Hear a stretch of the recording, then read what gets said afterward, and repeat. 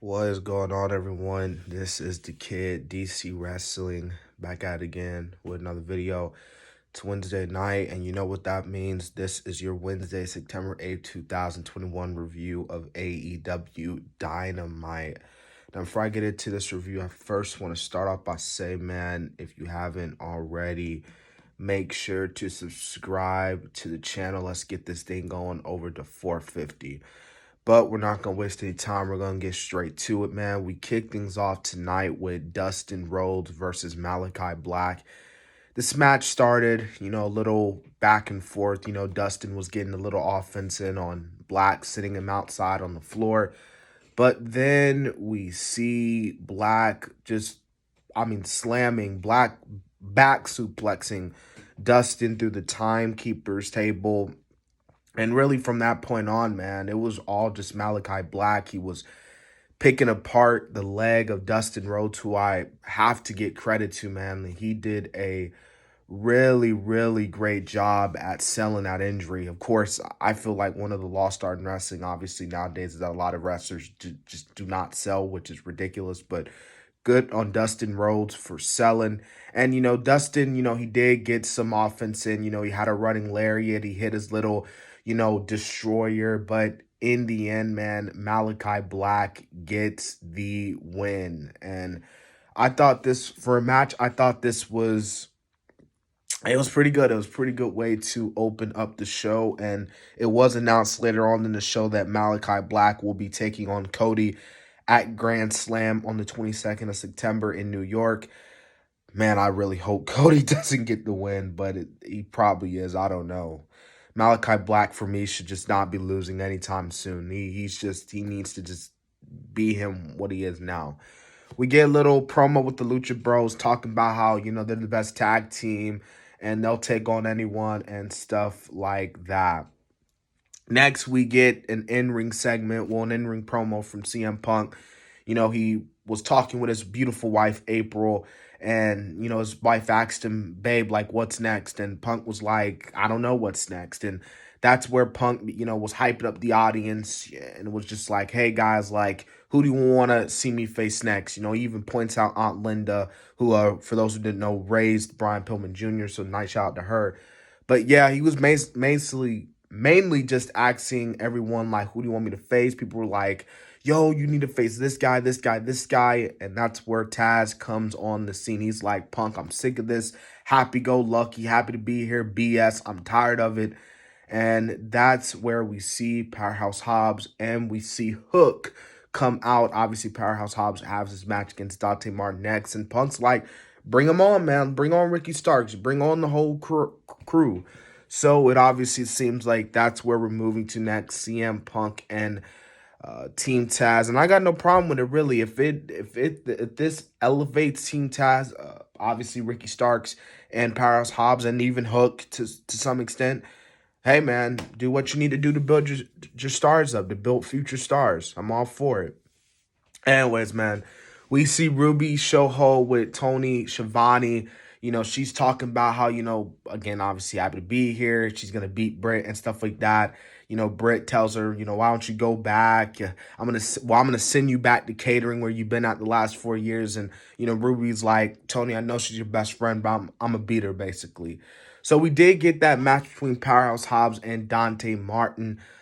Martin looked good in this match, man. Just going at him. He had a springboard crossbody, even though Powerhouse caught him. Dante looked good in this match despite getting beat. Martin looked good, man. I'm telling you, that kid is very, very special. But in the end, man, Powerhouse Hobbs gets the win by the spine buster, and that was good. We get a promo with Dan Lambert doing his little Jim Cornette phase with the Men of the Year, Ethan Page and Scorpio Sky. Doing his typical anti-AEW, I can't stand AEW, and, just basically putting over Page and Sky here. So I thought that was okay for what it was worth. And Powerhouse Hobbs and Dante Martin, that was solid as well. Now, I think MJF, man, did a great job at getting heel heat tonight, man. Like, he did a really good job just ripping into Cincinnati, ripping into Brian Pillman's family, his aunt.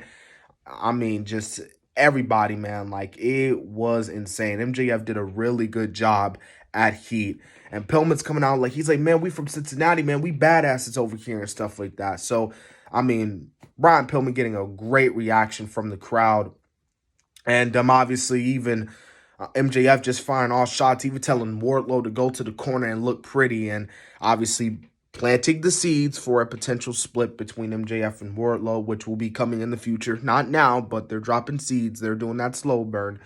And that was that. And of course, you know, they attack Pillman and stuff. And that's where his boy, Griff Garrison, tries to help out, but that does not end well for him. So it obviously gets announced that at Arthur Ashe, it will be MJF versus Pillman. So that should be pretty good. We get Ruby Shoho versus Jamie Hayter. I mean, it was solid. You know, Ruby gets our offense in. You know, Hayter gets our offense in, man. But of course, you know, Ruby gets that comeback. And she gets the win 1, 2, 3. Obviously, Ruby Shoho needs to win. She can't lose off the bat. We see Britt and Rebel attacking her. That's where Rio comes out. And then, of course, Chris Statlander comes out. So those three together. Next, we get a little tag team match play. We get John Silver, Eva Uno, Stu Grayson versus Sean Spears, FTR. So 6-man tag team match play. I mean, it was all right. It was all right. You know, the big story going into this match, obviously, was the Dark Order. You know, is Dark Order fine? You know, you have Porte Conti and, you know, Anna Jay trying to do everything they can, but everyone's attacking everyone. Spears hits the Death Valley Driver for the win. So just obviously a lot of tension going on in the Dark Order right now. So not looking good for the Dark Order. All right, so we get the Elite. They're talking with Tony Schiavone.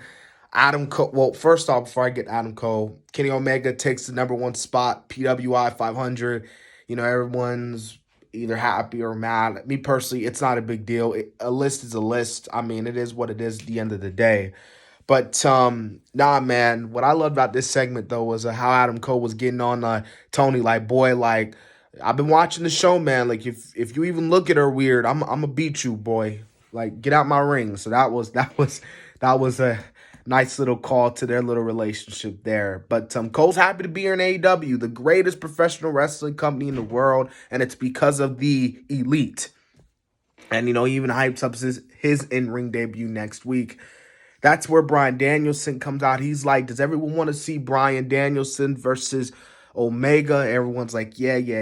And then, of course, Danielson goes to put Omega into the LeBelt Lock. I think that's what we can finally call it now. I might as well call it that now instead of the Yes Lock. But he puts him in the LeBelt Lock, and that's where the Elite attack him. Jurassic Express, Christian Cage come out to help, and that was that. I actually thought that was a pretty good segment, too. Now, we get Minoru Suzuki versus Jon Moxley. Now, it was at this point, late into the show. I mean, these guys didn't really have a lot of time. I mean, I'm going to be real with you. It wasn't a bad main event, but if it could have went on a little bit longer, I think that would have been best. You know, the guys, I felt like, just didn't really get that much time in. And, I mean, obviously, many people could look at their first match and say it was easily better than this match. But in the end, John gets the paradigm shift. He gets the win here in front of his hometown crowd in Cincinnati. And that was AEW tonight. And I thought that AEW was actually pretty good tonight, coming off the heels of what was probably quite simply their greatest pay-per-view that they put out with All Out. And I'm really, really liking, you know, the story and seeing what goes next. So that was that, man. That was tonight. I hope you guys enjoyed this AEW Dynamite review. This has been the Kid, DC Wrestling. Again, remember to subscribe to the channel. So, yeah.